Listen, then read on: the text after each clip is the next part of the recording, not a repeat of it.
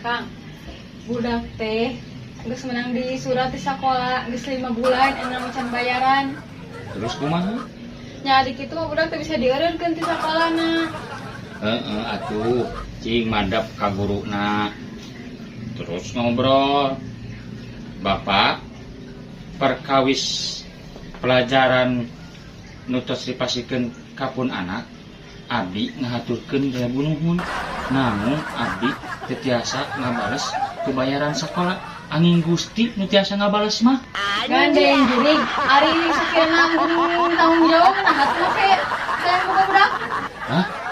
Nah, nyalahkeun akang. Ye, urusan boga budak mah eta mah salah awewe. Tempel sausul budak kapan asana si Nyai dari si akang malalaki. Jadi salah nyainya.